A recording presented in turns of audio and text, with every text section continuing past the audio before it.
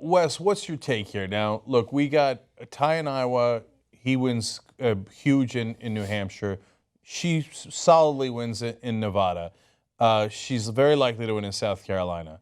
So when the real delegate fight is on in Super Tuesday and beyond, how does that play out for those voters and their frame of mind? Those voters will be told from now until primary day that Clinton's got it wrapped up. Sanders is falling behind. It's time for unity and to support the nominee. That's what they're going to be told over and over and over again. However, she squeaked by, man. 5 points is a win. It's not quite 5, it's close. But compared to the size of her lead prior to it, that it was so close is going to be worrying. It's going to worry her donors. Plus, you got to understand, her donors are, and granted, you guys are worried now, and I'm sure a lot of your listeners are worried, but it's a different kind of worry than the Clinton donor worry, because they're not people. They don't lead a life like the rest of us do. They're at home, their butler or their maid just brought them something, and they're like, fuck, I just put $1 million into this, and she's not going to win. God, like they're all calling her right now. They're all calling her, telling her what she has to do to win by more in South Carolina, because they know, because they've got millions of dollars, and that's exactly who's voting in South Carolina. Well, now to be fair, but they'll be panicked because it's not enough of a win for her there. Yeah. To be fair, Bernie Sanders is also getting his donors calling, looking for their $27 back. See, but look, that actually is a huge part of this scenario. He doesn't have pressure from his donors, which frees him up to be able to run the campaign he should be running. Whereas Hillary Clinton will now get notes. Like if you work in television, you'll get notes from the producers, right? And from the executives more often than not, right? Yeah. And those notes will often suck. And they'll run a more pro Wall Street campaign, whatever it is. She needs a different haircut. Yeah. Stop putting her in pink. Put her in periwinkle. That's the kind of stuff that they're going to come up with. Yeah, and we've seen that recently, that all of a sudden the progressive who gets stuff done. Just one day you had never heard her say that. The next day she says it 7 times in 8 questions. And then the one issue candidacy for Sanders, you'd never heard her say that. And then all of a sudden that's her, and all of her supportive bloggers are all using the same message. And so is the mainstream media. And the mainstream media, of course, and they're reinforcing it. And so God knows what we'll see at Tuesday's town hall coming out of those notes that you're talking about. And one more thing that's very important for Bernie Sanders and an advantage is it goes to the same idea of the donors.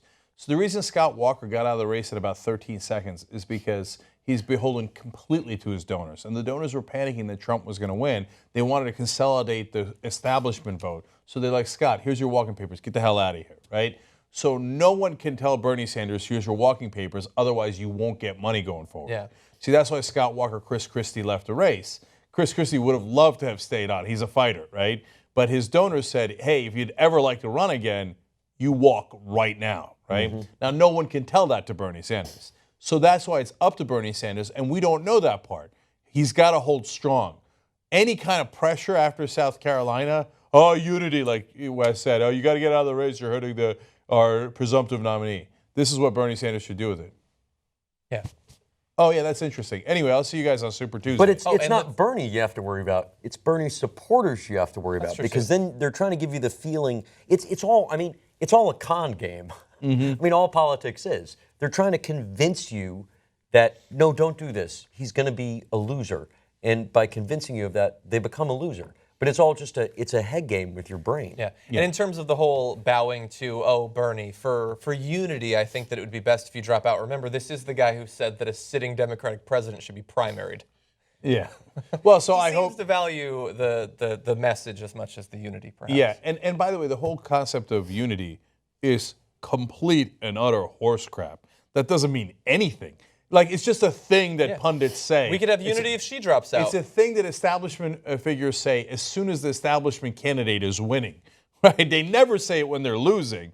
Can you imagine after New Hampshire, they're like, hey, Hillary Clinton, we're going to need unity. You got to go. Yeah. Right. Go on. Kiss Bernie's ring. She's like, you're right. I do like unity.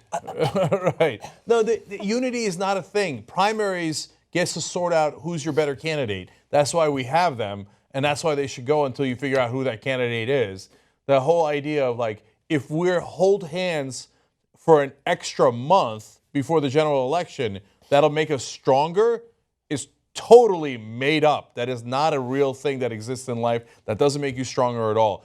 As long as the process goes on, whoever's the stronger candidate wins. Now, even, by the way, we're totally honest about and fair about this, I hope, as usual.